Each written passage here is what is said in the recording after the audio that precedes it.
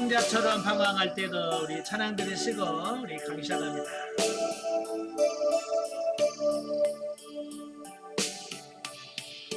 탕자처럼 방황할 때도 애타게 기다리는 그들은 주님의 손이 내 맘을 누리셨네. 주님 나 이제 갑니다. 날 받아주소서.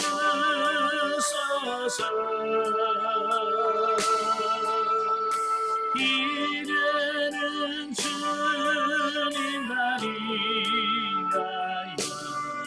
이 맘을 바치리라. 큰 강한 저고멜과 같이 방황하던 나에게 너들은 주님의 용서가 내 맘을 넘기셨네. 주님 나 이제 갑니다. 날 받아주소서.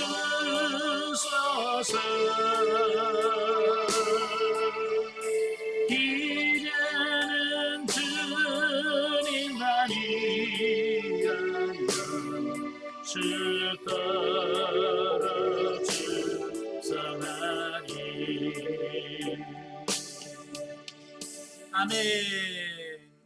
네, 기도하겠습니다. 은혜로우신 아버지, 은혜와 사랑을 진심으로 감사합니다. 오늘 우리를 사랑하셔서 귀한 시간 허락해 주시고 영성 훈련할 수 있는 시간 주셔서 너무 감사합니다. 오늘 호세아의 말씀을 같이 나눌 때 성령께서 우리 지각을 열으셔서 깨달아지는 그런 은혜가 있도록 성령님 도와주옵소서. 신용을 주님께 맡겨오며 예수님의 이름으로 감사하며 기도합나이다. 아멘. 예, 이 시간에 우리 교재 101페이지입니다.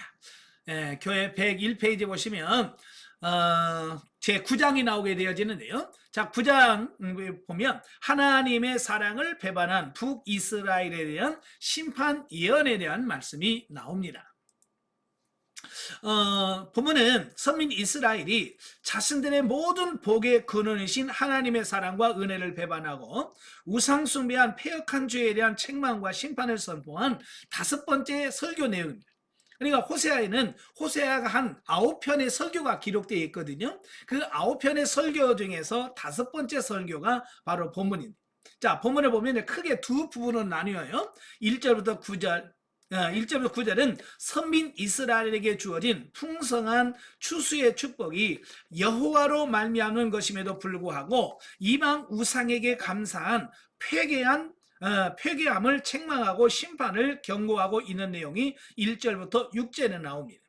참 하나님께서 그 이스라엘 백성들에게 엄청난 복을 주셨거든요. 제가 서론적인 부분에 설명드렸잖아요. 이 여로보암 2세 때 하나님께서 북이스라엘에게 엄청난 부를 주셨어요. 경제적 부, 또 정치적 부도 허락해 주셨어요. 근데 그들은 많은 돈을 가지고 있는 어떤 그런 부분이 되어지는데 그 많은 부분들이 하나님께서 주셨다고 생각해야 되는데 하나님이 주셨다라고 믿지 않냐고 뭐냐면 이건 그들이 섬기는 우상이 줬다라고 믿는다는 거야. 이게 얼마나 우스운 일입니까? 그죠? 예. 예. 그래서 그럼 왜 그럴 수 있을까? 왜 그렇게 되나? 라고 우리가 볼 수 있겠지만 바로 그때 당시 영적으로 이스라엘 사람들의 영적인 상태가 말이 아니었다는 거예요. 예. 그래서 그들은 하나님이 주신 것과 우상이 주는 것 그런 것도 구분하지 못할 만큼 영적으로 매우 타락한 상태였다라고 하는 것을 보게 됩니다. 자, 여러분도 마찬가지예요. 영적으로 깨어 있으면 이런 분별력이 생겨요. 그런데 영적으로 어두워지면 분별력조차가 사라지게 됩니다. 그래서 여러분들이 항상 기도하면서 영적으로 깨어 있기를 바랍니다.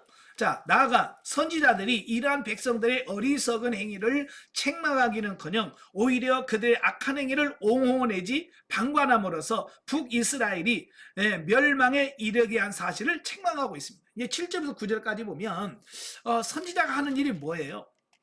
백성들이 잘못된 길을 가게 되면 하나님의 말씀을 선포해서 너희들이 잘못 갔다, 잘못 가고 있다, 돌아오라라고 외치는 게 선지자가 할 일이잖아요. 근데 이 선지자들이 북이스라엘 백성들이 우상을 숭배하고 타락하고 범죄함에도 불구하고 그들에게 책망하지 아니하고 도리어 그들을 옹호한다. 그러니까 그들이 이스라엘 백성들이 하나님의 말씀대로 살려야 되는 이 선지자들이 제대로 사역을 감당하지 못하니까 많은 사람들이 타락할 수밖에 없었다라고 하는 사실이. 제가 늘 강의 시간에 말씀드리죠. 여러분의 지도자를 위해서 기도해야 된다고. 여러분의 교회 지도자를 위해서 기도하셔야 돼요. 나라의 지도자를 위해서 기도. 왜? 지도자의 역할이 굉장히 중요한 거예요. 제가 영성훈련 받은 지 얼마 되지 않아서 하나님께서 저에게 이런 말씀을 하셨어요. 야, 소경이 소경을 인도하면 둘 다 구덩이에 빠진다. 그러니까 저보러 네가 먼저 변화된다는, 내가 먼저 영성이 덧입혀져야만 그래야 다른 사람을 지도할 수 있다라고 하는 거예요. 그 전까지만 해도요. 저는요 무슨 생각을 했냐면 이 잘 살지 못하는 이 성도들 있잖아요. 교회가 부흥이 안 되는 것은 이 성도들이 제대로 안 돼서 성도들이 문제다 이렇게 생각을 했었거든요. 근데 하나님은 성도들 문제지만 먼저 지도자인 네가 문제다 저한테 말씀하시더라. 그래서 네가 먼저 영성으로 바르게 세워져야 너에게 맡기는 영혼들을 바르게 세울 수 있다라고 말씀하셨어요. 오늘부터 마찬가지예요. 지도자가 바로 서야 돼. 그래서 여러분도 항상 지도자들을 위해서 기도해 줄 수 있는 여러분들이 되셔야 돼요. 아시겠죠? 자, 10절부터 17절까지 보면 선민 이스라엘에 대한 여호와 하나님의 극진한 사랑에도 불구하고 이를 배반하고 바알을 숭배한 백성들과 방백들의 행위를 책망하고 심판을 경고하고 있는 내용이 나옵니다.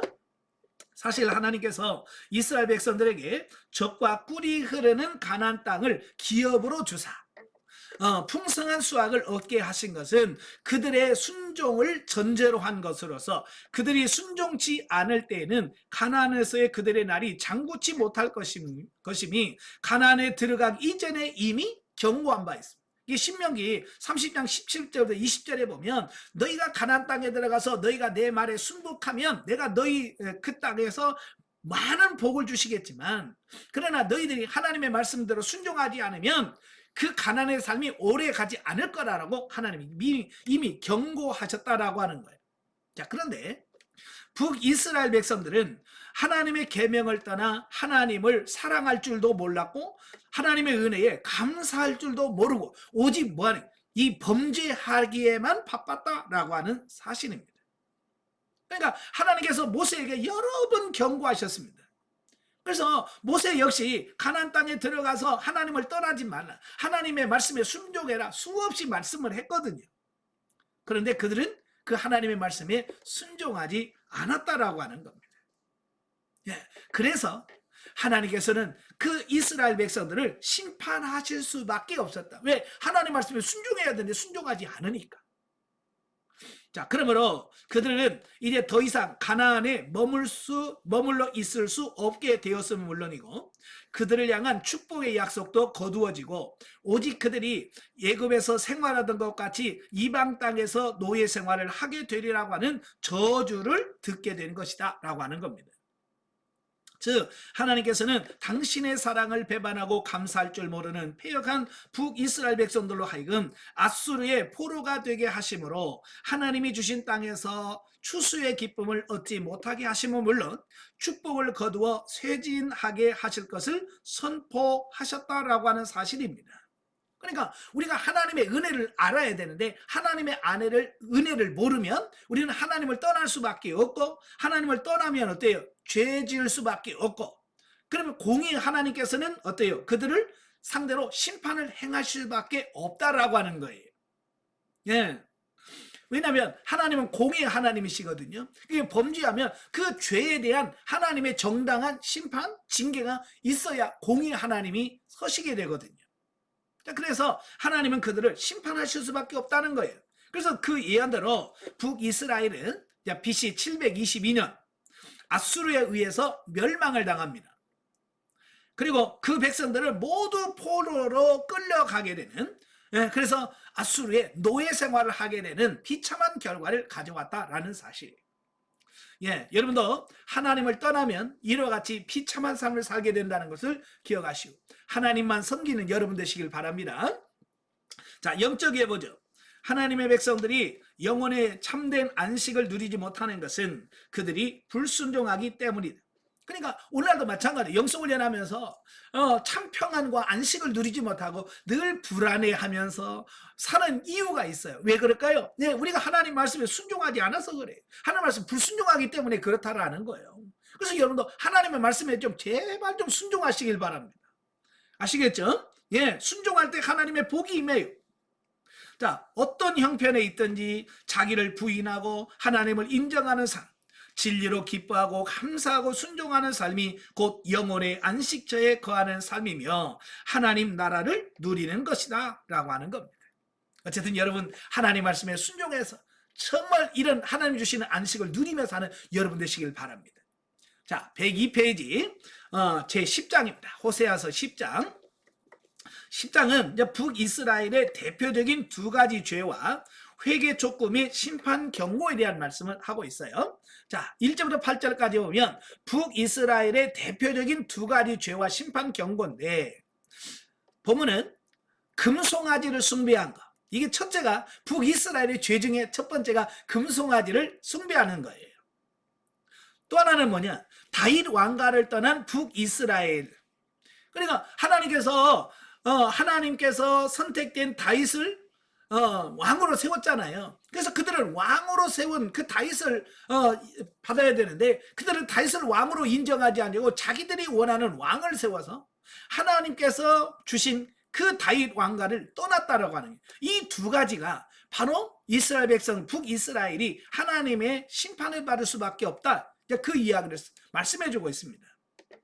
자, 그리고 보면은 그 아홉 편의 설교 중에서 여섯 번째 설교에 해당되는 그런 부분이죠. 자, 1절 3절에 보면 북이스라엘이 물질적으로 풍요할수록 하나님께 감사하기보다는 우상숭배의 열을 올린 사실을 지적하고 하나님께서 그들을 심판하심으로 그들의 왕이 그들을 위해 아무런 힘도 되지 못하게 됨을 탄식하게 될 것을 예언하는 내용이 나옵니다. 참 여러분 부자 되고 싶어요? 가난하고 싶어요? 다 부자가 되고 싶죠. 그죠?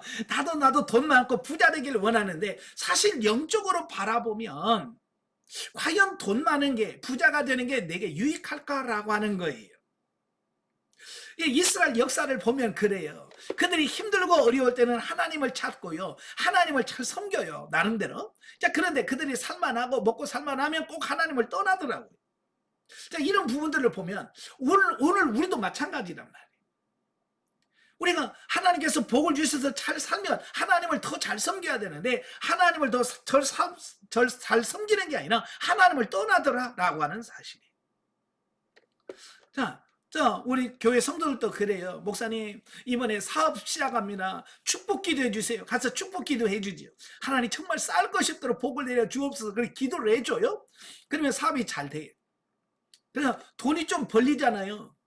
돈이 좀 벌고 살만하면 예배 시간에 하나씩 한 번씩 빠집니다. 이제.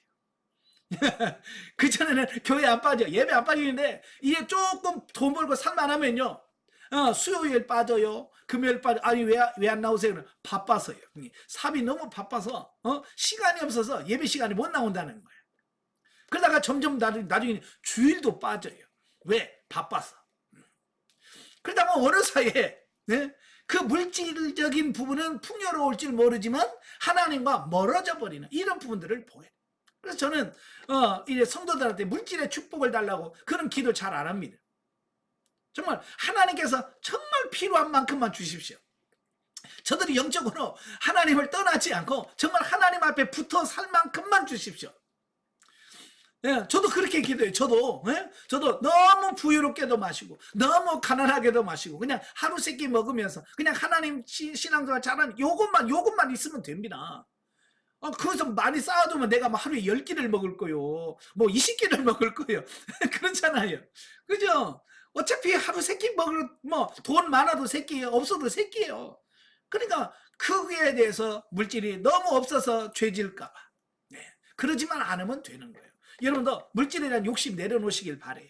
아시겠죠? 예. 자, 4절부터 8절까지 보면 북이스라엘이 다윗 왕가와 예루살렘 성전의 대체물로서 금송아지 우상을 만들어 섬김으로써 하나님과 다윗 왕가를 떠난 대표적인 두 가지 죄를 지적하고 책망한 사실을 여기서 말씀해주고 있습니다. 자, 원래는 하나님께서 성막을 지으시고 지성소에 하나님의 임재를 상징하는 법궤를 만드셨어요. 그래서 법궤를 지성소에 놓고 그 법궤를 통해서 하나님을 만나고 하나님의 음성을 듣도록 했거든요. 자, 문제는 이제 이스라엘이 남과 북으로 나뉘어지는 게 문제가 돼요. 남쪽 유다에는 하나님의 성전이 있고요. 하나님의 성전 안에 법궤가 있었어요. 근데 북이스라엘은 성전도 없지, 더더욱 뭐가 없어요? 또 법궤조차 없단 말이에요. 근데 여로보암이 걱정이 되는 게 뭐냐면 매 절기만 되면 북쪽 이스라엘 사람들이 소 끌고 염소 끌고 막 전부 다 남쪽 유다로 내려가는 거예요. 그러니까 이 북이스라엘 왕인 여로보암의 입장에서 굉장히 뭐랄까요? 걱정이 많이 되는 거예요. 왜? 저들이 가서 안 오면 어떡하지? 나중에 유다 편들고 자기를 배신하고 자기를 죽이고 그럼 어떡하지? 라고 하는 그런 두려움에 빠진 거예요. 그래서 그가 어떻게 하면 이들이 남쪽 유다로 내려가지 않도록 만들까를 고민하다가 우리도 성전 짓고 우리도 성전 지어서 여기서 예배드리라 그러면 되겠다. 근데 문제는 뭐가 없어요? 법궤가 없는 거예요. 그죠? 또 법궤를 만들 수는 없잖아요. 그래서 그가 고안해 낸 게 뭐냐면 법궤를 대신할 또 다른 대체물을 만들었는데 그게 뭐냐? 그게 금송아지인 거예요.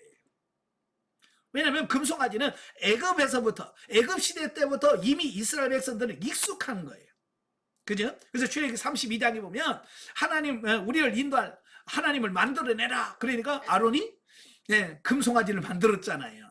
그죠? 왜냐하면 애굽에서 430년 동안 늘 보고 자란 게 애굽에서의 그 우상 숭배 그걸 보고 자랐기 때문에 바로 그것이 가장 떠올랐던 거죠.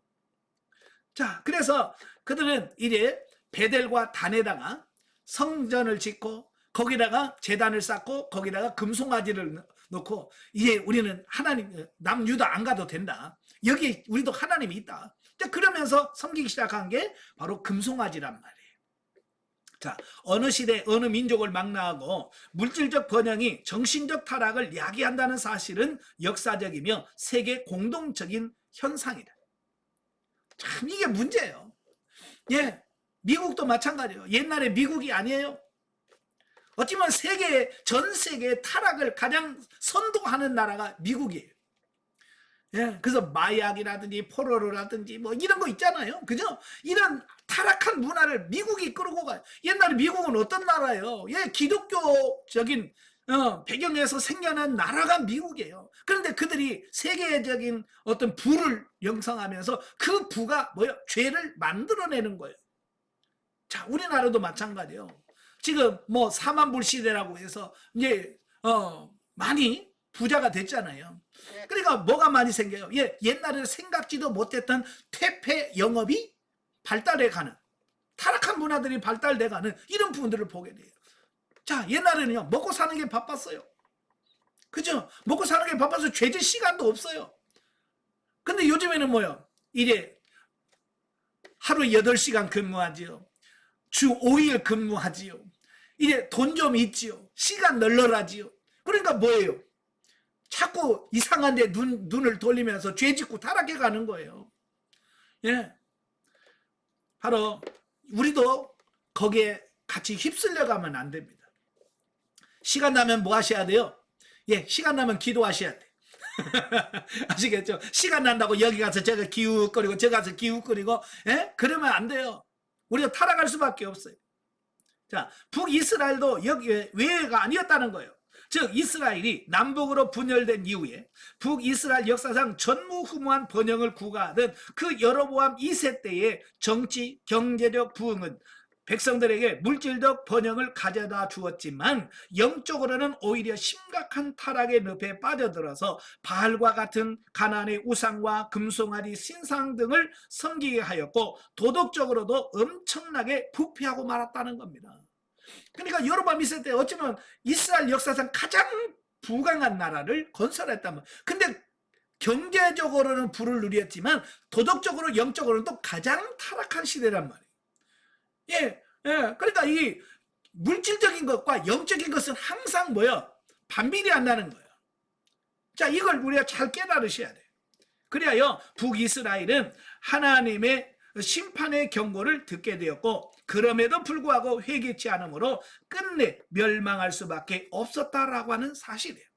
그러니까 이런 부분들을 우리가 정확하게 인식을 하면 우리가 부자가 되려고 기도할 필요는 없다는 거예요. 아시겠죠? 여러분도 이 기도 제목을 바꾸세요.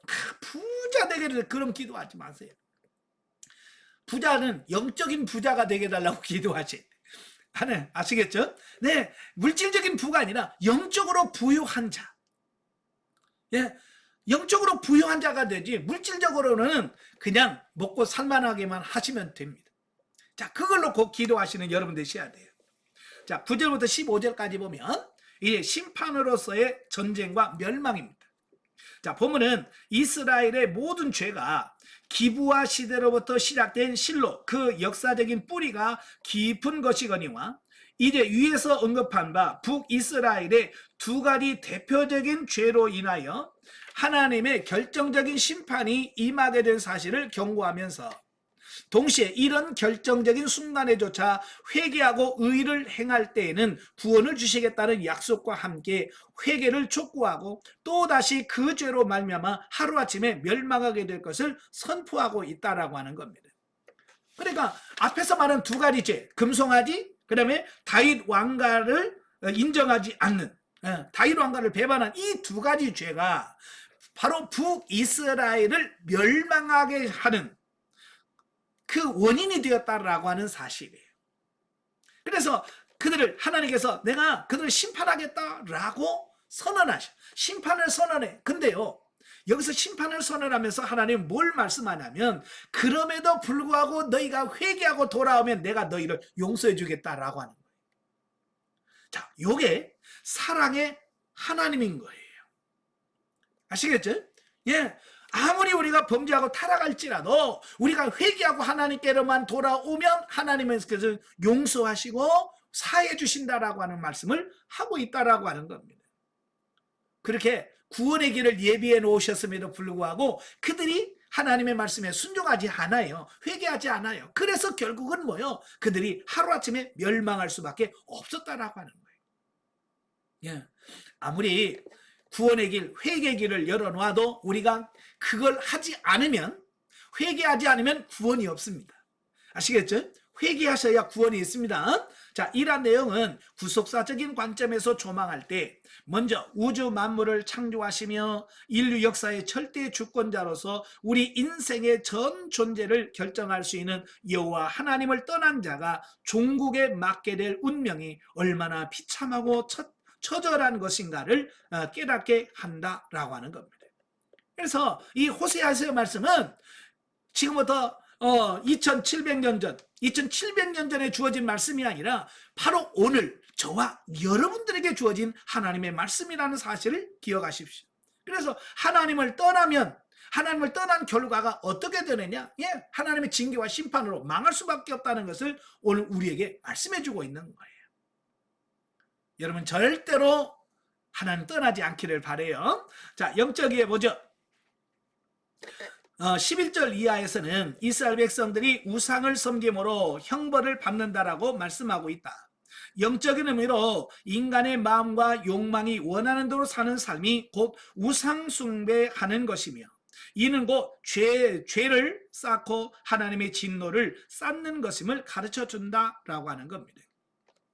예, 그냥 우리가 우상숭배라고 말할 때 어떤 외형적인 어떤 물건이라든지 어떤 것을 만드는 것, 물론 그것도 우상숭배에 해당돼요. 예, 그것도 우상숭배지만 현대에 이르러서 많은 사람들이 지금 현재의 우상은 뭐냐면 육신의 욕망을 따라 사는 것. 예, 육신을 따라 사는 것, 육신의 욕망을 따르는 그 자체가 뭐냐? 우상숭배라고 하는 거예요. 그러니까 꼭 어떤 형태를 만들어서 절하고 기도해야만 우상숭배가 아니라는 거예요. 예, 우리가 하나님께 묻지 아니하고 내가 육신의 욕망을 따라 사는 그 자체가 뭐냐? 그게 우상숭배라고 말씀하고 있는 겁니다. 예. 다시 말하면 하나님이 계시는데 그 하나님 그 위에다가 뭔가를 놓으면 하나님보다 더 중요하게 여기고 하나님보다 더 귀하게 여기고 하는 모든 것들이 뭐냐? 그게 우상이라 그 말이에요. 그 형태가 있든 없든 상관없어요. 그러면 여러분도 잘 보시면 여러분 안에 우상이 있을 거예요. 난 이것 때문에 못해요. 난 이것 때문에 기도 못해요. 난 이것 때문에 뭘 못해요 라고 말하는 그거 있잖아요. 그게 다 우상인 거예요.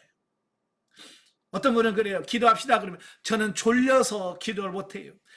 네, 잠 와서 못한다. 그 잠이 어찌 보면 우상이 될 수 있어요. 아시겠죠? 예, 그 잠, 육신이 쉬는 그 잠, 휴식, 이 모든 것도 어떻게 우상이 될 수 있어요. 왜? 그것 때문에 내가 하나님을 만나고 하나님께 기도하는데 방해가 된다면 그것 역시 뭐가 돼요? 우상이 될 수 있다라고 하는 거예요. 현대는 많은 사람들이 이 취미라고 하는 거 있잖아요. 예, 취미가 많이 우상이 되어버린 이런 경우들이 너무 많아요. 처음에는 심심하니까 시간 때우기 용으로 취미 생활을 해요. 근데 그 취미가 점점 심해지면 나중에 그 취미 때문에 기도 안 하고 그 취미 생활 하니라고 내가 성경 못 보고 내가 그 취미 생활 하니라고 봉사 못 하고 예, 그러면 그 취미가 어느 사이가 취미가 아니라 나의 우상이 되어버리는 이런 부분들을 보게 돼요. 그래서 뭘 하든지 빠지지 않기를 바래요. 아시겠죠? 자, 11장으로 가지요. 11장은 패역한 선민에 대한 끝없는 하나님의 부성애. 자, 1절에서 7절까지 오면 하나님의 부성애적 사랑에 대비되는 북이스라엘의 패역한 죄. 자, 보면은 이스라엘 백성들의 거듭되는 범죄와 그럼에도 불구하고 그들을 향한 하나님의 끝없는 사랑을 대조적으로 보여주고 있는 7번째 설교의 게시 부분으로 하나님의 부성애적 사랑에 대비되는 북이스라엘 백성들의 패역함을 지적하여 책망하고 있다라고 하는 사실입니다. 예. 자, 하나님은 우리의 아버지예요. 그죠? 하나님은 우리의 아버지로서 하나님은 우리를 사랑하고 계신단 말이에요. 하나님이 우리를 사랑하셔. 여러분, 하나님이 여러분을 사랑하면 여러분 어떻게 해야 돼요? 예, 나도 하나님을 사랑해야 될 거 아니에요. 그죠? 일방적으로 하나님만 사랑하면 안 되잖아요. 그죠? 그래서 사랑이라는 것은 쌍방해야 돼요. 부부간에도 남편이 아내만 사랑하면 안 돼. 일방적으로 아내가 남편만 사랑하면 안 돼요. 예? 서로가 남편은 아내를 사랑하고 아내는 남편을 사랑하고 부모는 자식을 사랑하고 자녀는 부모를 사랑하고 이래서 서로 쌍방간에 이게 진짜 사랑이거든요. 그래서 하나님은 이스라엘 백성들을 정말 끊임없이 사랑하는데 문제는 이스라엘 백성들이 그 하나님을 사랑하지 않았다는 거예요. 자, 요게 책망의 내용인 거예요. 여러분도 어때요? 하나님 여러분 사랑하시죠? 하나님 여러분 사랑하신단 말이에요. 그러면 여러분은 어떻게 해야 돼요? 예, 나도 하나님 사랑합니다. 나도 하나님 사랑해요. 라고 해서 하나님을 사랑할 수 있는 여러분들이 되셔야 된다 그 말이에요. 자, 1절 4절에 보면 과거 출애굽 사건을 상기시키면서 하나님의 사랑에 대한 무감각한 북이스라엘의 모습과 대조되는 하나님의 자기 백성에 대한 지극한 사랑을 나타내고 있다라고 하는 겁니다. 특히 특히 이제까지 이스라엘과 하나님과의 관계를 부부 관계로 묘사했던 것 같이 본문에서는 부자 관계로 묘사하여 하나님이 자기 백성에 대한 사랑을 보다 극명하게 보여주고 있다라고 하는 사실입니다.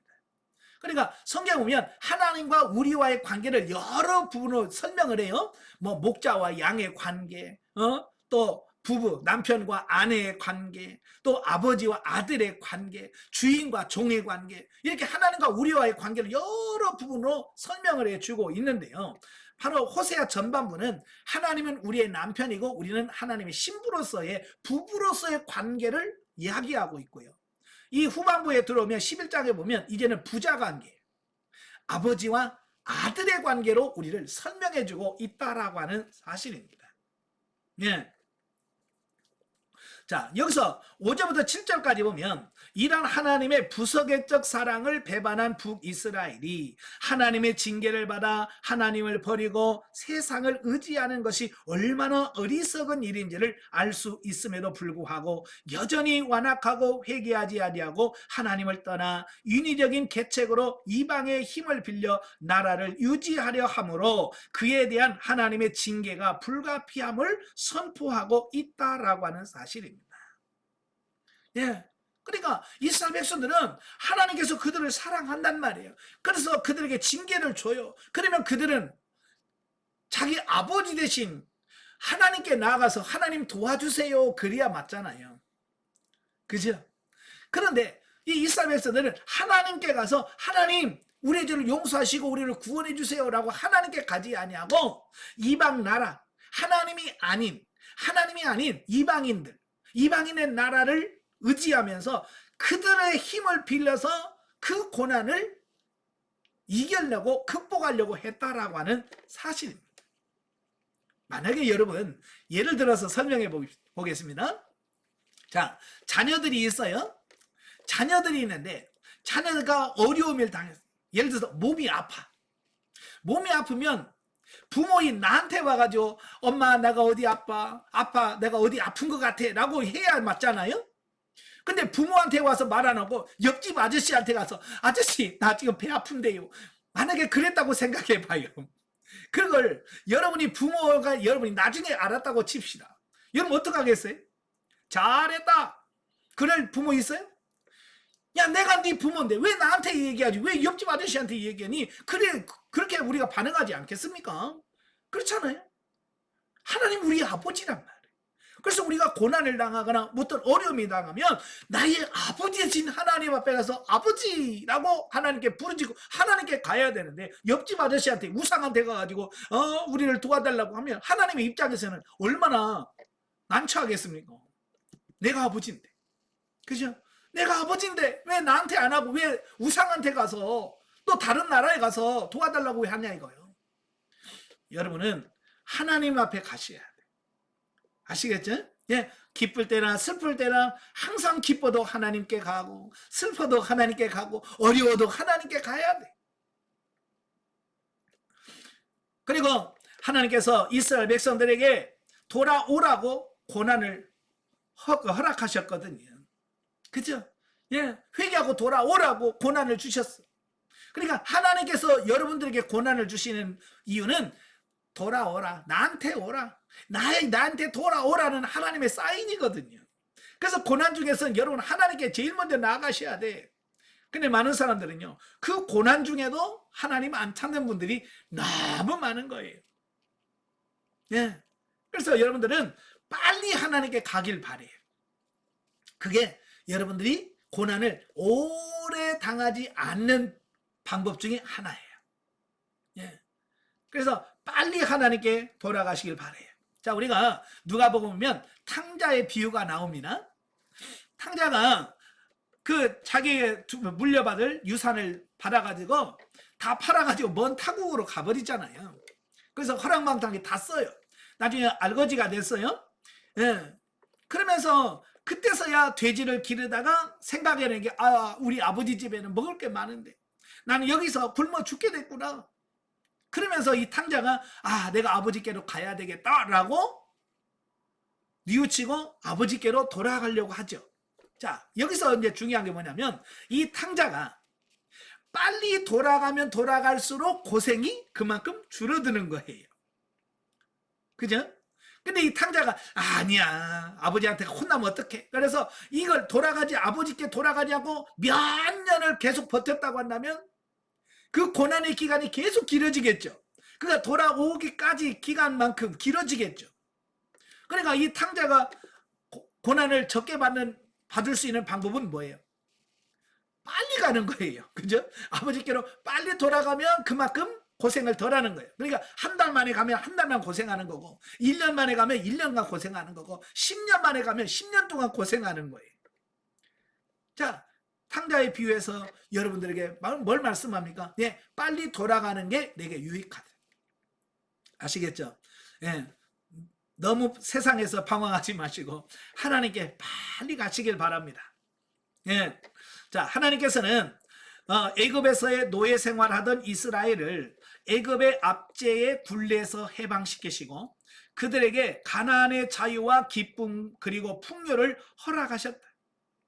그리고 저들이 범죄할 때는 많은 선지자를 통하여 마치 부모가 자녀를 가르치듯 사랑과 정성으로 가르쳐 바른 길로 가도록 하셨다라고 하는 겁니다.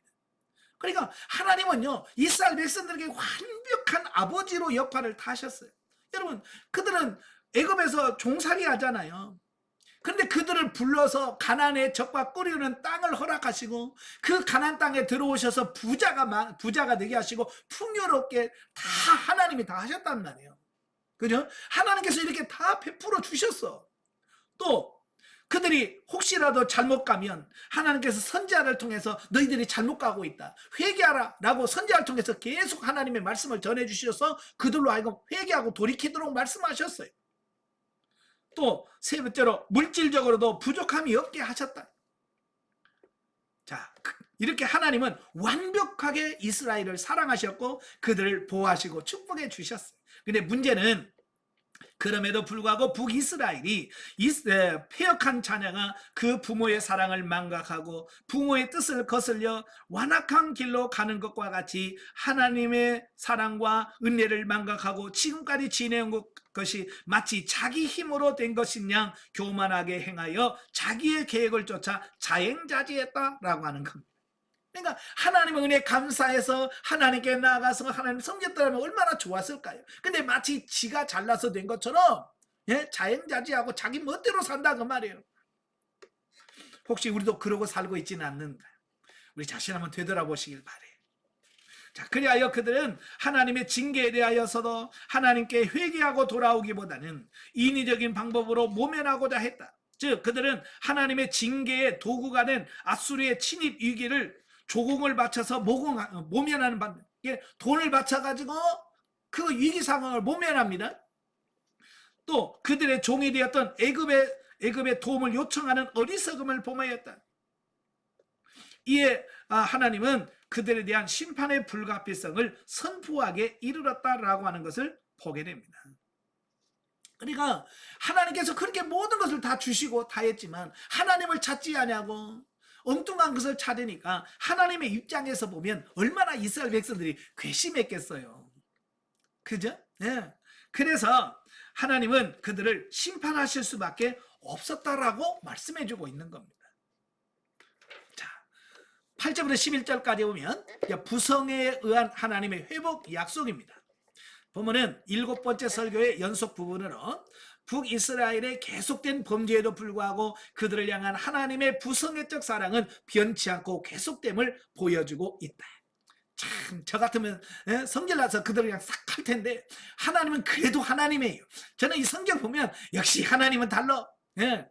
그렇게 함에도 불구하고 하나님은 그들을 끝까지 사랑하시고 자, 이런 모습을 본다 그 말이에요. 즉 보면은 북이스라엘 백성들이 비록 범죄하여 공의로운 하나님의 징계로 인하여 그 왕국은 멸망당했지만 하나님께서 무조건적인 사랑으로서 그들을 다 멸하시지 아니하시고 회복시킴으로 남은 자들이 포로된 곳 또는 피난 갔던 곳에서 다시 고국으로 돌아오게 될 것을 예언해주고 있다는 거예요. 다시 회복시켜주겠다고 약속하는 거예요. 그게 뭐냐? 이게 하나님의 사랑의 하나님이란 말이에요. 자, 하나님은 자기 백성에 대한 심판과 경고 이면에는 항상 그들을 향한 사랑이 내포되어지고 있다는 겁니다. 즉 하나님은 자기 백성에 대한 징계는 그들의 멸망을 목적으로 하는 무자비한 성격의 것이 아니라 그들의 영적 회복을 소원하는 뜨거운 부석의적 사랑에 기초한다라는 겁니다. 따라서 하나님은 자기의 택한 백성이 파멸에 이르도록 결코 내버려두지 않으시고 반드시 회복시키신다라고 하는 겁니다. 왜요? 살아가니까. 그리하여 하나님은 북이스라엘 백성들이 하나님의 징계조차도 인위적인 방법으로 모면하고자 할 만큼 완악했지만 그들을 다 멸하시지 아니하시고 남은 자들을 두어 다시 회복시킬 것을 말씀하고 계신다. 실제로 이 예언은 BC 722년 아수르에 의해서 북이스라엘이 멸망을 합니다. 그때 대다수의 이스라엘 백성들이 아수르의 포로로 잡혀가요. 포로로 끌려가게 되고 세계 각지로 흩어지게 되던 북이스라엘 백성들이 BC 586년 바벨론에 멸망당하여 포로로 갔던 남유다 백성들과 더불어서 BC 537년에 이스라엘 땅으로 1차 귀환함으로써 이 예언이 성취되어지더라 라고 그런 거예요. 한편 본문의 회복 예언은 1차적으로는 선민 이스라엘의 회복을 예언하는 것이지만 궁극적으로는 세상 끝날에 하나님과 언약을 맺은 모든 영적 이스라엘이 하나님의 은혜로 세계 각처에서 하나님께로 돌아오게 될 것을 예언한 것이라고 할 수 있다. 그 중에 지금 저와 여러분도 포함되어 있는 거예요. 그죠? 우리도 회개하고 하나님께로는 돌아왔잖아요. 그래서 하나님 우리를 구원해 주셨잖아요. 바로 이 약속이 지금 오늘날 저와 여러분을 통해서 성취되어지고 있다는 거예요. 그러므로 우리는 여기서 하나님의 무조건적인 적이며 크고 놀라운 사랑을 보게 된다. 네, 오늘 저와 여러분을 구원하신 그 하나님께 감사하시고 찬양 드리는 여러분 되시길 바랍니다. 네, 12장으로 갑니다. 107페이지 12장 북이스라엘의 인본주의적 삶의 태도에 대한 회개 촉구 및 심판 경고에 대한 말씀인데요.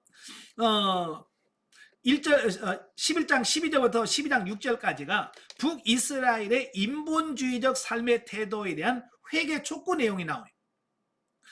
보면은 7번째 설교의 연속 부분으로서 북이스라엘의 인본주의적 삶의 태도를 책망하면서 회개를 촉구하고 있습니다. 자, 먼저 11장 12절부터 12장 2절에서는 거짓되이 하나님을 섬기며 아수르와 애굽의 도움으로 신정국가인 북이스라엘을 유지하려고 한 북이스라엘 지도자들의 어리석음을 책망하고 있다라고 하는 겁니다. 그러니까 아까도 말씀드렸죠. 그들이 어려우면 하나님, 그의 아버지잖아요. 그죠? 우리 아버지 대신 하나님께 가서 하나님께 회개할 건 회개하고 도와달라고 기도해야 되잖아요. 근데 그들은 하나님을 찾지 아니하고 아수르와 애굽을 의지했다라고 하는 겁니다. 예. 바로 그 행위 자체가 어리석은 행위다. 예. 어리석은 행위다라고 말씀하고 있습니다. 예. 그래서 그들의 어리석은 행동은 스스로 멸망케 하는 행위라고 하는 사실을 지적해주고 있는 겁니다. 너희들이 그것 때문에 너희들이 망한다. 그걸 설명해주고 있는 거예요. 그래서 여러분도 마찬가지예요. 여러분도 하나님을 의지해야 되는데 하나님이 아닌 다른 것을 의지하게 되면 여러분 우리도 망한다라고 하는 것을 우리에게 가르쳐주고 있는 겁니다. 그래서 우리가 철저하게 하나님을 의지하고 하나님께 묻고 하나님 말씀대로 사는 이 삶이 필요한 거예요. 자, 12장 3절부터 6절에서는 이스라엘의 조상인 야곱이 야복강에서 과거 인본주의적 삶을 회개하고 복을 받은 사실을 상기시켜 북이스라엘 백성들로 하여금 모든 인본주의적인 삶을 회개하고 하나님께로 돌아와 구원의 복을 받기를 촉구하고 있다라고 하는 겁니다. 예. 자, 인본주의적 삶의 예를 성경에서 들었는데 그 인본주의적 삶의 대표적인 인물이 누구냐면 야곱이에요. 예. 야곱은 하나님으로부터 뱃속에 엄마의 모태에 있을 때부터 이미 선택받은 자예요. 예. 큰 자가 작은 자를 섬기리라 라고 함으로써 이미 태어나기도 전에 하나님은 작은 자 야곱을 선택했어요. 그렇다고 하면 이 야곱은 철저하게 하나님만 의지하고 하나님을 믿어야 되는데 이 야곱은요 성장하면서 하나님을 믿고 의지하는 것이 아니라 자기 머리를 의지하고 뭐든지 자기 머리를 돌려서 굴려서 그 머리가 이끄는 대로 살아가는 삶이에요. 그러니까 하나님께서 그를 선택했음에도 불구하고 어떻게 하면 내가 장자권을 차지할 수 있을까? 네. 하나님께 기도하지 않고요 머리 굴리다가 어느 날 배가 고픈 형 에서가 야, 너 지금 뭐 끓이고 있냐? 나 지금 팥죽 끓이고 있는데 야, 배고파 죽겠다. 그거 한 그릇만 줘라. 공짜로는 안 돼. 장자권을 팔아라. 그러잖아요. 예, 장자권을 팔아. 여러분 팔겠어요? 안 팔겠어요? 예, 안 팔겠죠. 설령 네, 그래 알았어 장자권 네가 가져가 그런다고 해서 장자권 주는 게 아니잖아요. 그럼에도 불구하고 야곱은 어떻게 하든지 어때요? 장자권을 뺏으려고는 어떤 그런 욕망이 있었기 때문에 그는 팥죽 한 그릇과 장자권을 바꾸는 이런 꾀를 부린다 그 말이에요. 나중에 자기 아버지도 속여요. 네가 누구냐? 예선데요. 네. 에서 흉내내가지고 아버지를 속여서 받아내요. 그게 다 뭐냐면 이 인간의 머리, 인본주의적인 머리에서 나온 거예요. 하나님의 말씀에서 나온 게 아니란 말이에요. 야곱의 삶이 전부 다 뭐냐면 인본주의적 삶의 대표였다 그 말입니다. 자식은 누구 닮아요? 아버지 닮잖아요. 이스라엘 백성들은 이스라엘 12아들은 그 아버지가 누구예요? 다 야곱인 거예요. 그죠? 그러니까 그 야곱이 낳은 12아들이 다 누구 닮았냐? 자기 아버지 야곱을 닮았어요. 예, 그래서 그의 후손들도 계속해서 하나님께 먼저 묻고 주의 말씀을 따라 사는 게 아니라 여기 머리 굴려가지고 자기 머리가 원하는 대로 머리가 하고 싶어하는 대로 하는 바로 이런 삶을 살아가게 되어지는 이런 부분들을 보게 된다 그 말입니다. 자, 사실 북이스라엘 백성들이나 그의 조상인 야곱은 인본주의적 방법으로 자신의 앞날을 개척하려고 했다는 점에서 동일하다. 예, 야곱의 삶이나 그의 이스라엘 백성들 후손들의 삶이나 똑같은 거야. 하나님께 묻고 하나님의 말씀대로 하는 게 아니라 자기 스스로가 자기 인생을 개척하려고 했다라는 거예요. 즉 야곱 역시 천성적으로 감개한 인물로 그의 모든 앞날을 인위적인 방법으로 개척하고자 했으며 심지어는 하나님을 대적하여 그 힘을 겨루기까지 했다라고 말씀해주고 있습니다. 야곱이 어떤 사람이냐면 야복강에서 하나님과 씨름해가지고 하나님을 이겨먹으려고 했던 사람이 누구예요? 야곱이라고. 네. 근데 얼마나 야곱이 대단한 사람이냐면 하나님까지 이겨먹으려고 해요. 놔라. 그래도 절대로 안 놓아요. 그러니까 하나님께서 야야 날이 샜다 나 가야 돼 놔 그래도 안 놔. 결국 그래서 하나님 어떻게 하십니까? 환도뼈를 쳐서 위고를 시킨 다음에서야 그때서야 그가 내려놓는 이런 모습을 보게 돼요. 네. 자, 그러나 야곱은 하나님의 징계를 받고 회개하고 하나님께로 돌아왔다는 면에서 하나님의 징계를 받고도 회개할 줄 몰랐던 이스라엘과는 크게 달랐다라고 하는 겁니다. 그래요. 야곱은 그렇게 인위적이고 인본주의적이어서도 하나님께 잘못을 지적받았을 때는 그가 회개하고 하나님께 돌아왔잖아요. 근데 지금 이스라엘 그의 후손들은 지적을 해줘도 회개할 줄 모르고 하나님께 돌아올 줄을 모른다는 거예요. 그리하여 그는 하나님으로부터 인본주의적 삶의 소유자임을 보여주는 야곱이라는 이름 대신에 신본주의자적인 힘을 보여주는 이스라엘로 개명되었음은 물론 하나님의 크신 축복을 받기에 이르렀다라고 하는 사실이, 그래서 하나님은 바로 이 사실을 상기시켜 북이스라엘 백성들로 하여금 회개하고 돌아오기를 촉구하고 계신다라고 하는 겁니다. 그러니까 너희 조상 야곱이 그렇게 잘못된 인본주의적인 삶을 살다가 환도뼈가 이골되어지고 그가 회개하고 하나님께 돌아왔을 때 하나님께서 그에게 복을 주셨지 않냐. 이름도 야곱에서 이스라엘 바꿔주시지 않았냐. 바꿔주시지 않았느냐. 그래 너희도 이렇게 하면 하나님이 너를 도와주실 거라는 거야. 하나님께 돌아오면 야곱에게 복을 주셨듯이 너희도 복을 주겠다라고 하는 거예요. 그럼에도 불구하고 그들은 안 하는 거예요. 이게 문제란 말이에요. 그래서 하나님은 바로 회개하고 돌아오라 이것을 계속해서 말씀하고 있는 겁니다. 자, 12장 7절부터 14절까지 보면 북이스라엘의 인본주의적 삶에 대한 심판 경고. 자, 보면은 7번째 설교의 종결 부분으로 회개를 촉구하는 권면에도 불구하고 회개하지 않는 북이스라엘 백성들에 대하여 하나님의 심판이 임하게 될 것을 선포하고 있습니다. 그러니까 회개하면 야곱이 이스라엘로 바뀌어지는 이런 복을 줘요. 근데 회개를 촉구했음에도 불구하고 끝까지 회개하지 않으면 결국은 하나님의 심판이 있다는 거예요. 예. 그래서 좀 더 본문을 상수해 보면 먼저 7절부터 9절까지 보면 북이스라엘 백성들이 가나안인의 상인들과 같이 하나님의 법을 떠나 오직 인본주의적 탐심에 이끌려 이웃을 속이고 사치한 사실과 그럼에도 불구하고 자신들의 죄를 깨닫지 못하는 그들의 교만을 지적하고 그리한 그들을 하나님께서 과거 그들의 조상이 죄로 인하여 광야에서 유랑한 것 같이 이방 땅에서 유랑하게 만들 것임을 선포하고 있다라고 하는 사실입니다. 자, 여기서 이스라엘 백성들을 뭐라고 비유했냐면 가나안 상인에다가 비유를 들었습니다. 가나안 상인, 여기서 상인은 뭐냐면 속임수에 아주 능한 사람들을 가리키는 겁니다.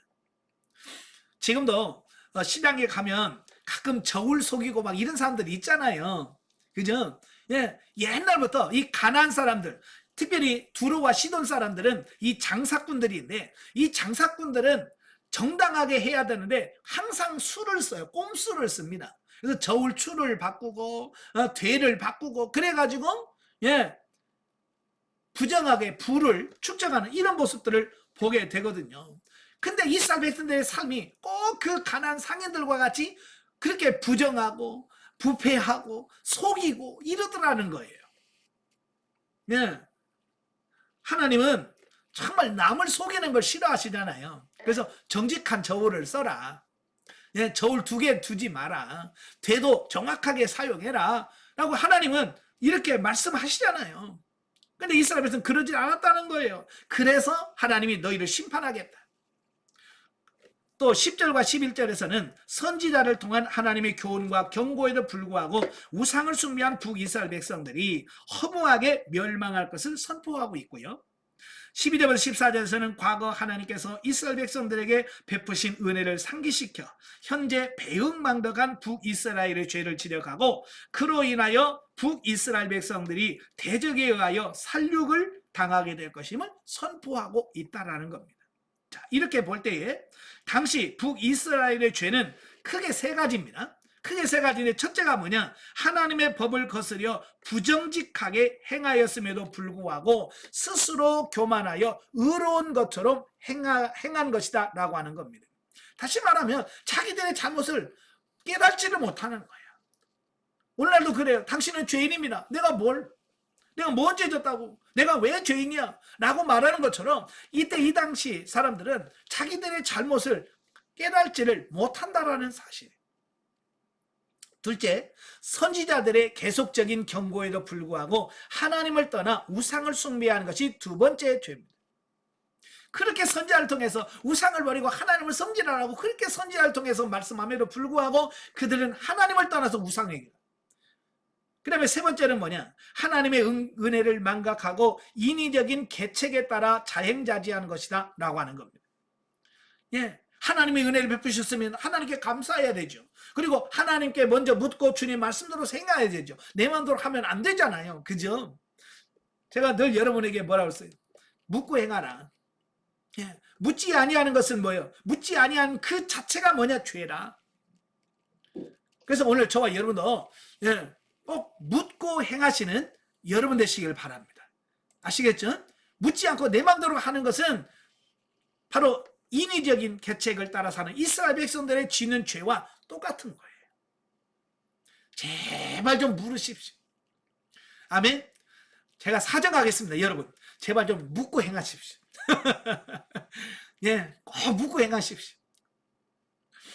자, 한편 여기서 우리는 하나님의 신실하심에 대비되는 인간의 완악한 품성을 보게 된다. 즉 하나님은 끊임없이 이스라엘 백성들에게 은혜를 베푸시고 선지자를 통해 바른 길로 가도록 인도하셨지만 그들은 끊임없이 하나님을 배반하고 죄악된 길로 달려갔던 것이다. 이러한 모습은 비단 북이스라엘 백성들뿐만 아니라 오늘날 바로 우리들의 모습이기도 하다라고 하는 겁니다. 아까도 말씀드린 것처럼 이 호세아서는 바로 오늘 저와 이 시대에 살고 있는 저와 여러분들에게 주어진 말씀이라 그 말이에요. 그러니까 이 말씀 보면서 그래 아버지 내 모습입니다 이래야 되죠. 에이 나 상관없어 나는 이렇게 안 살아 라고 말하면 예? 이스라엘 백성들이나 다를 바가 없다는 얘기예요. 성경은 우리의 거울로 주신 거예요. 나를 보라고 내 모습을 보라고 주신 말씀이에요. 여러분 모습을 잘 보길 바라요. 자 13장으로 갑니다. 13장은 북이스라엘의 우상숭배와 인본주의적 왕을 구한 죄, 책망 및 심판의 필연성에 대해서 말씀해주고 있어요. 1절부터 8절 까지 보면 북이스라엘 우상숭배와 하나님의 심판 예언인데요. 자 보면은 8번째 설교의 게시 부분인데요. 북이스라엘의 우상숭배를 지적하면서 그에 대한 심판을 선포하고 있습니다. 이걸 좀 더 구체적으로 보면 1절 3절에서 북이스라엘의 바알 및 금송아리 숭배를 지적하며 그로 인하여 북이스라엘은 이미 하나님의 심판을 받아 멸망한 것과 다름없음을 선포하고 있다라고 하는 겁니다. 그러니까 아직은 멸망하지 않았어요. 호세아 시대는 아직 북이스라엘이 멸망하지 않았어. 그런데 이 호세아는 이미 멸망한 것처럼 얘기를 해요. 왜요? 이미 하나님께서는 뭐요? 멸망을 선포했고 하나님께서 말씀은 진리이기 때문에 그대로 된다는 것을 이 호세아 선지자는 알고 있어요. 그래서 아직은 멸망당하지 않았지만 하나님께서 멸망당한다라고 말씀하셨으면 망한다는 거예요. 그래서 아예 멸망당하는 것처럼 선포하고 있다는 거예요. 그 다음에 4절부터 8절까지 오면 진정한 구원자 되신 하나님의 사랑과 은혜를 배반하고 교만히 행한 북이스라엘의 죄를 지적하면서 그로 인하여 북이스라엘에게 임한 하나님의 심판이 엄정할 것임을 선포하고 있다라고 하는 겁니다. 예. 그러니까 결국 하나님의 심판은 없는 죄를 뒤집어 씌워서 우리에게 심판하는 게 아니잖아요. 그죠? 우리가 지은 죄, 우리가 잘못한 그 행한 대로 심판하시는 것이 하나님의 심판의 원리거든요. 그러니까 그들이 범죄하고 타락함으로 인하여 하나님의 징계와 심판을 받을 수밖에 없다는 거예요. 그래서 그들이 지은 죄가 많기 때문에 하나님의 심판도 클 수밖에 없다라고 말씀해주고 있는 거예요. 자, 한편 여기서 우리가 특히 주목할 사실은 북이스라엘이 이스라엘 백성들이 우상숭배에 대한 호세아 선지자의 거듭된 책망이다라고 하는 겁니다. 이와 같이 우상숭배죄를 거듭 책망하는 것은 구약 선지자들의 공통적인 특징이기도 한데 이처럼 구약 선지자들이 선민 이스라엘의 우상숭배죄를 강조하고 책망하는 것은 우상숭배를 제외한 여타의 죄는 대개 하나님의 말씀의 일부에 대한 불순종을 의미하지만 우상숭배는 우주와 역사를 주관하는 하나님의 절대 신성과 주권을 모독하는 죄인 까닭이다라고 하는 겁니다. 그러니까 하나님이 왜 우상숭배를 싫어하냐면 이런 일반적인 죄, 우리가 말하는 도덕적인 살인죄, 간음죄, 도둑질한 죄, 이것은 뭐냐면 살인했다 할지라도 10계명 중에 하나 어긴 거예요. 그죠? 예, 간음에도 10계명 중에 하나 어긴 거예요. 10개 중에 하나 어긴 거예요. 그런데요, 이 우상숭배는 뭐냐면 우상숭배는 하나님 자체를 거부해버리는 거예요. 그러니까 하나님 편에서 입장에서 보면 이 우상숭배의 죄야말로 하나님 앞에서 가장 큰 죄예요. 왜? 하나님 자체를 거부하고 받아들이지 않는 죄이기 때문에 하나님의 입장에서 보면 우상숭배가 가장 큰 죄인 거예요. 다시 말해서 우상숭배는 소극적인 측면에서 단지 하나님의 계명에 불순종하는 차원을 넘어서 하나님의 존재 자체를 인정하지 않은 가장 근원적인 죄란 말이에요. 그래서 모든 죄의 출발점이 뭐냐? 하나님의 존재를 인정하지 않음에서 나온단 말이에요. 그래서 우리가 하나님을 제대로 인정하고 믿어봐요. 살인하라고 못해요. 간음해라 못합니다. 왜? 하나님을 알고 하나님의 존재를 인정했는데 어떻게 그런 죄를 집니까? 그죠? 그래서 모든 죄는 하나님을 인정하지 않는 데서부터 출발한다. 그래서 우상을 숭배하게 되면 거기서부터 뭐가 나오냐? 죄가 나온다.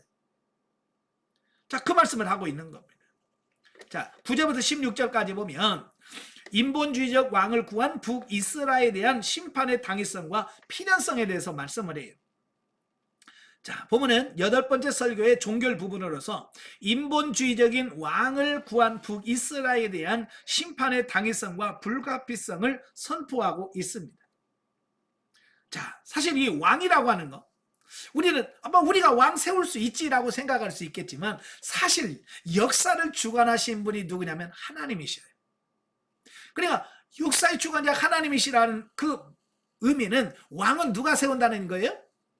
예, 하나님이 세운다라고 하는 거예요.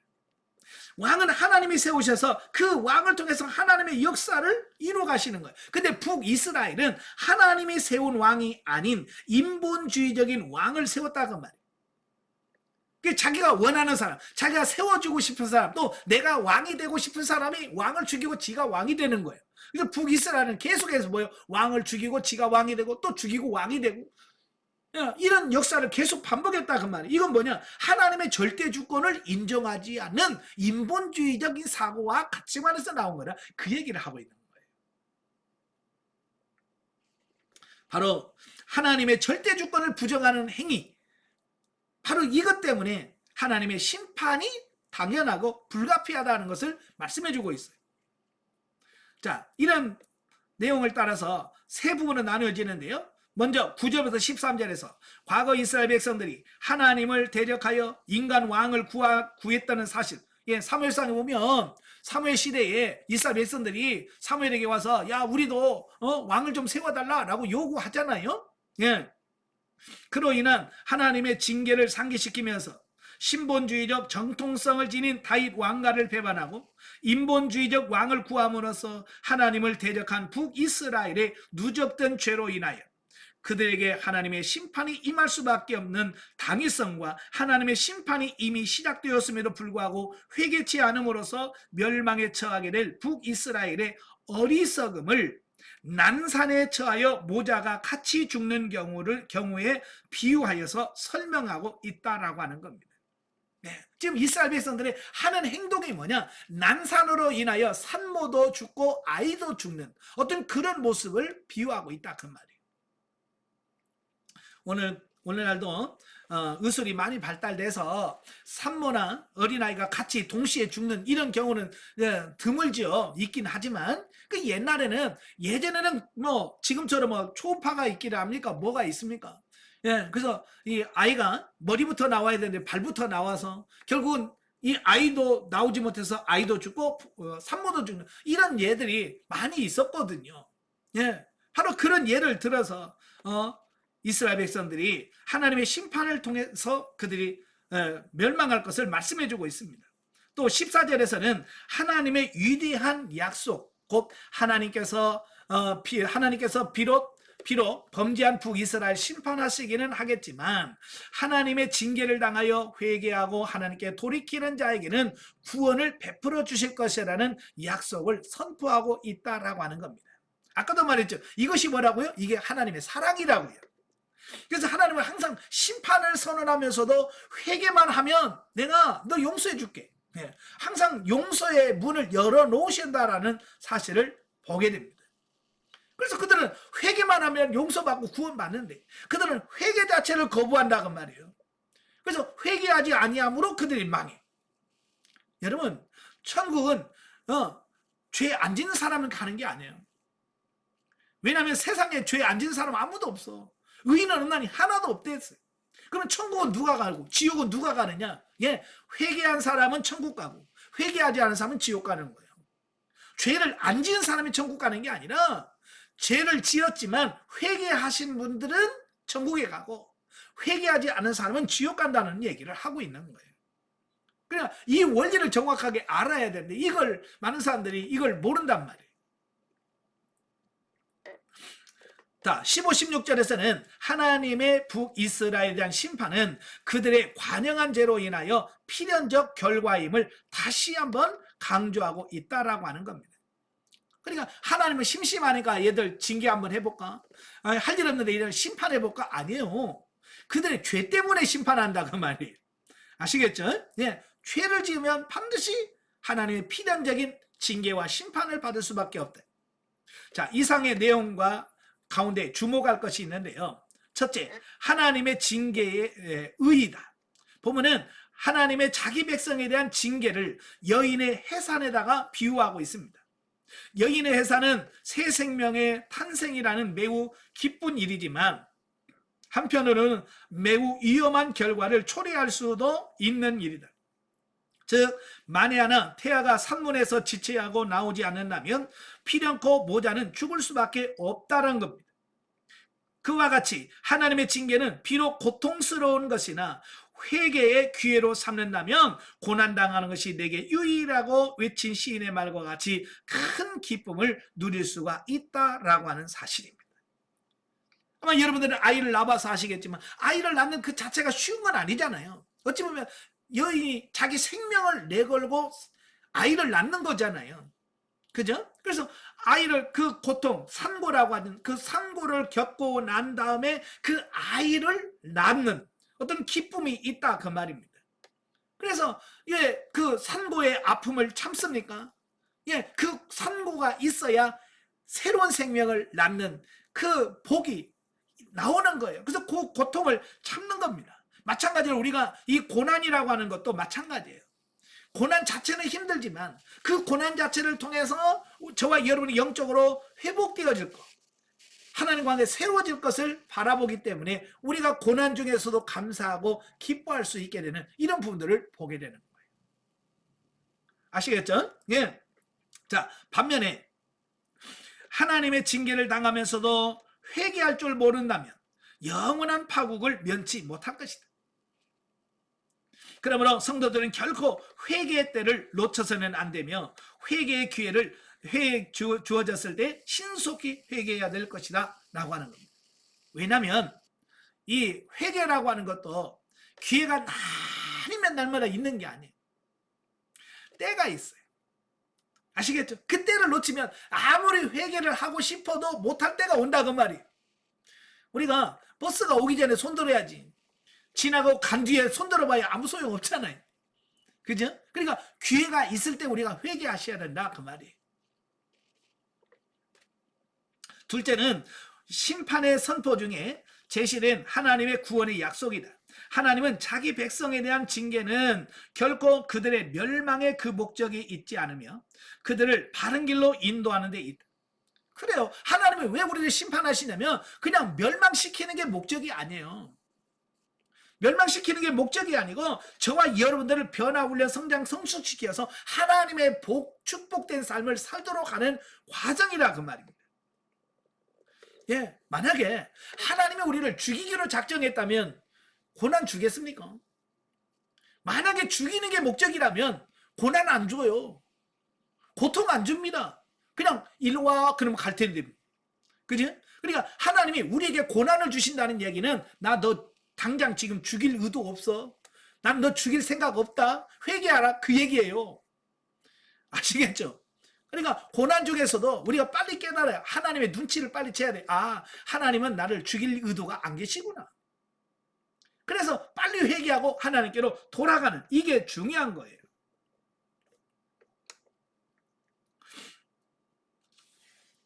자, 14장입니다. 마지막 14장. 북이스라엘 향한 최종적 회개 촉구와 회복의 축복 약속에 대한 말씀인데요. 자, 1절 3절에 보면 북이스라엘 향한 회개 촉구. 자, 본장은 본서 후반부의 결론이면서 본서 전체 결론에 해당되는 말씀입니다. 그리고 마지막 9번째 설교입니다.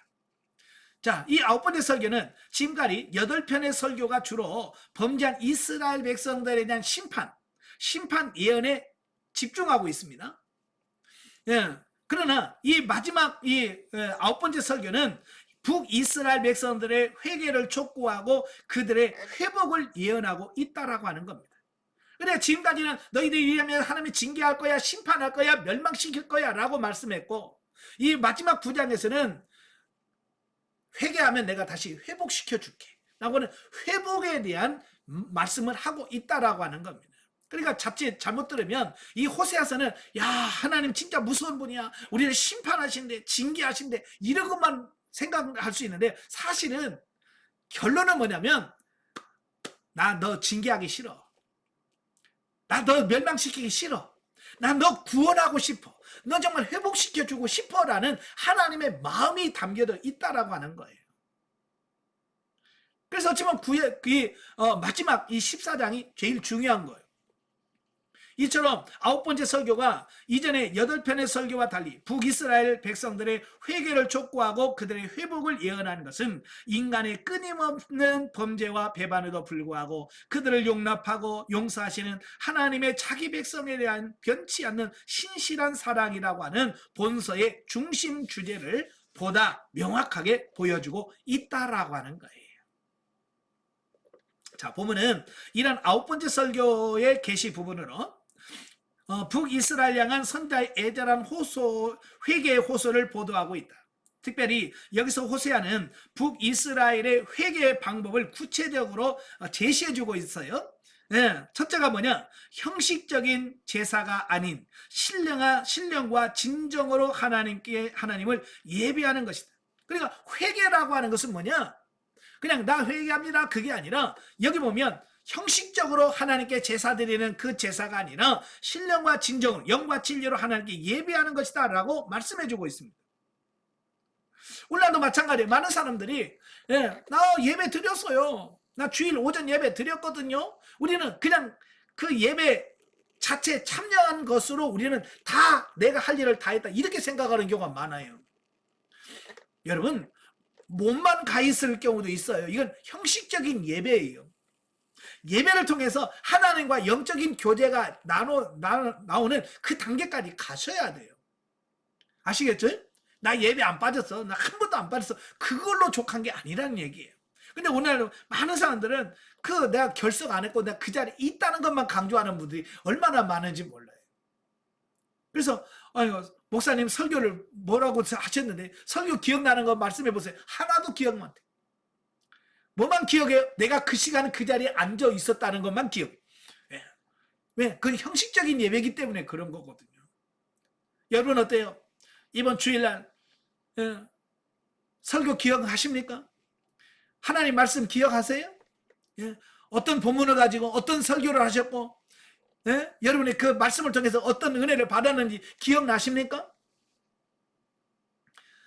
기억나지 않는다면 우리도 혹 형식적인 예배를 드리고 있지 않았나 여러분 반성해 보셔야 돼요. 자, 두 번째는 이방의 힘을 의지하지 않고 오직 하나님을 의지하는 것이며 셋째로 우상을 섬기지 않는 것이 진정한 회개다. 자, 이렇게 하나님은 회개의 방법을 아주 자세하게 나열했습니다. 왜냐하면 많은 사람들이 이 회개를 감정적인 것이나 어떤 후회하는 어떤 이런 것으로 이해할 수 있기 때문에 그렇습니다. 그러니까 단순히 여기서 내가 잘못했구나, 내가 후회하네, 이게 회개가 아니에요. 삶에서 완전히 바꾸는 걸 말합니다. 가는 방향에서 완전히 바꾸는 걸 뭐냐? 회개라고 하는 거예요. 자, 이상에서 우리는 두 가지 사실을 깨닫게 되는데요. 첫째, 진정한 회개는 결단과 행동이 수반되는 전인격적인 변화라는 것이다. 말만 앞서고 행동이 따르지 않는 회개는 진정한 회개의 의미의 회개라고 할 수 없는 거짓된 것으로 이를 통해서는 결코 하나님의 사죄와 사죄의 은총을 얻지 못한다는 사실을 말씀해 주고 있습니다. 그러니까 회개하는 척만 하면 안 돼요. 진짜 회개하셔야 돼요. 아시겠죠? 둘째는 자기 백성에 대한 하나님의 변함없는 사랑을 깨닫게 된다.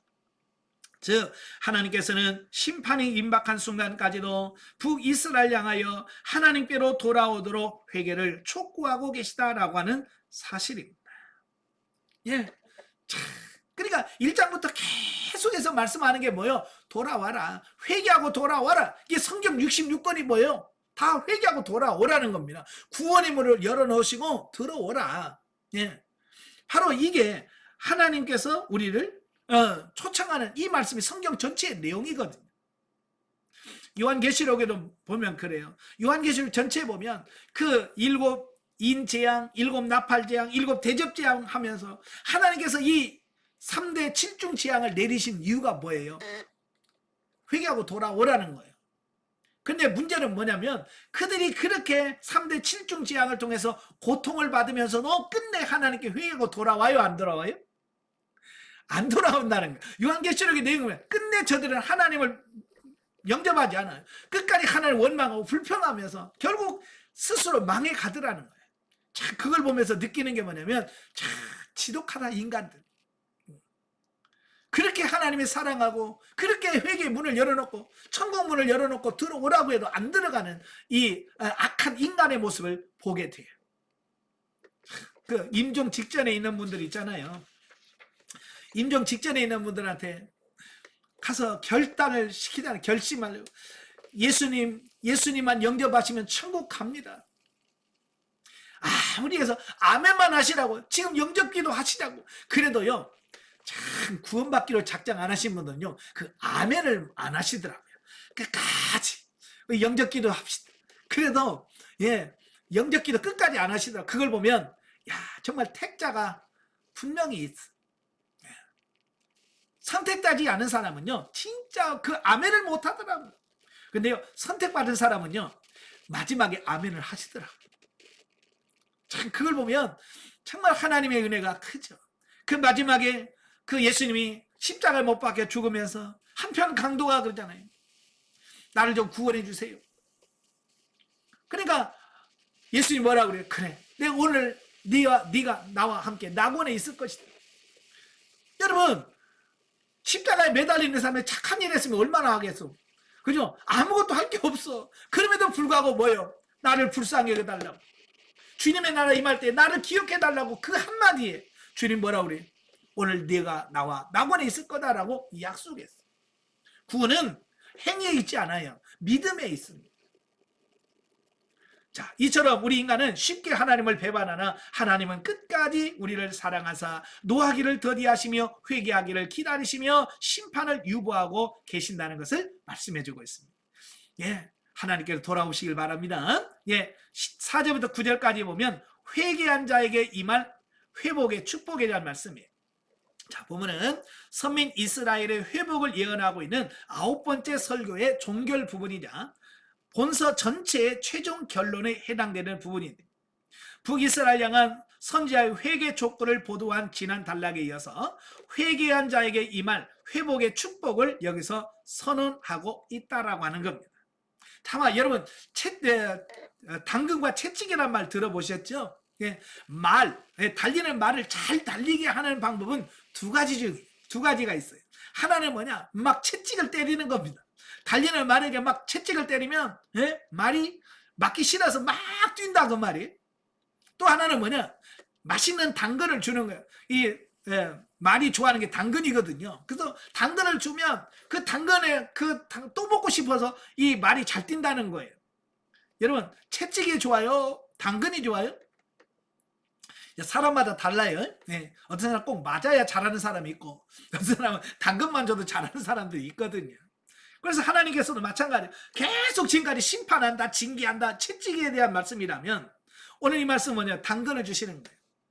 회개하고 돌아오기만 하면 내가 너를 회복시켜 줄게, 구원시켜 줄게, 내가 복을 줄게 라고 하는 당근을 제공해 주는 이런 모습을 보게 됩니다. 자, 그래서 이 본문을 둘로 나뉘어지는데요, 4절부터 8절까지 보면 회개한 자에게 임할 하나님의 회복 축복을 생명력 넘치는 자연 현상에 비유하여 묘사함으로써 북이스라엘 백성들을 회개 길로 유도하고 있고요, 마지막 9절에서는 본서의 결론으로 인생의 두 길, 곧 의인의 길과 악인의 길을 대비해 보여줌으로써 본서의 독자들에게 의의 길을 걷도록 교훈해주고 있다라고 하는 거예요. 자, 특별히 본문의 회개한 자에게 임할 회복의 축복 예언은 1차적으로는 북이스라엘이 하나님의 징계 후에 회개를 통하여 회복됨으로써 얻게 될 축복 예언입니다. 그러나 궁극적으로는 바로 선민 이스라엘로 예표되는 모든 성도들이 누릴 축복에 대한 예언으로 장차 그리스도의 재림으로 완성될 하나님의 나라에서 성도들이 누릴 축복이 얼마나 크고 아름다운지를 잘 보여주고 있다라고 하는 겁니다. 다시 말하면 마지막 때에 예수 그리스도를 통해서 주어질 구원과 그 구원받은 자들이 누릴 축복에 대해서 말씀하고 있다라고 하는 사실입니다. 자, 한편 본서 전체를 종결지으면서 우리는 전 우주의 창조자요 주제자로서 필연적으로 우리의 전 존재를 결정하시는 하나님께 대한 바른 신앙 자세 여부가 선악의 절대적 기준이며, 나아가 이는 단순히 도덕적 차원의 문제가 아니라 우리 전 존재의 영복과 영벌을 결정하는 유일한 기준이라는 사실을 새삼 각성하게 된다라는 겁니다. 자, 오늘 우리와 하나님의 관계가, 지금 여러분이 하나님의 관계가 영복과 영벌을 결정하는 기준이 된다는 그 사실을 기억하시길 바랍니다. 그래서 여러분들이 늘 하나님과 친밀하게 교제하면서 하나님께 묻고 주님과 동행하는 삶을 사시는 여러분 되시길 바랍니다. 기도하겠습니다. 은혜로우신 아버지 감사합니다. 범죄하고 타락한 이스라엘 백성들에게 하나님은 끊임없이 심판과 징계를 선포하십니다. 그러나 하나님께서 그 징계와 심판을 선포하시는 부분은 그들을 저주하시기 위함이 아니라 어찌하든지 그들을 회개시켜서 구원에 이르도록 하시려시는 하나님의 사랑의 표현이라고 말씀하고 있습니다. 오늘도 우리에게 주어진 하나님의 말씀을 잘 받아들이게 하시고 우리가 정말 하나님께 회개하고 돌아와 하나님이 약속하신 그 회복을 경험하고 체험해가는 우리가 다 될 수 있도록 도와주시옵소서. 예수님의 이름으로 감사하며 기도합나이다. 아멘. 하나님께 드립니다.